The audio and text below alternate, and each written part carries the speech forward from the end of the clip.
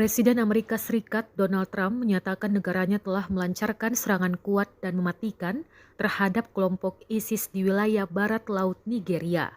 Pernyataan tersebut disampaikan Trump di tengah meningkatnya kekhawatiran atas aktivitas kelompok militan di kawasan Afrika Barat. Trump menggambarkan ISIS sebagai teroris sampah dan menuduh kelompok tersebut menargetkan serta membunuh warga sipil, terutama komunitas Kristen secara kejam.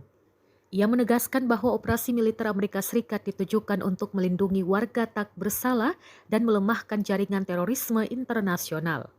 Pada Kamis malam 25 Desember 2025, Trump dilaporkan memerintahkan serangan udara terhadap para militan ISIS di wilayah tersebut. Operasi ini merupakan bagian dari upaya berkelanjutan Amerika Serikat untuk menekan keberadaan ISIS di luar Timur Tengah. Melalui media sosial, Komando Afrika Militer Amerika Serikat mengonfirmasi bahwa serangan udara tersebut telah menewaskan sejumlah militan ISIS. Namun pihak Amerika Serikat tidak mengungkap rincian lokasi serangan maupun jumlah korban yang berjatuhan.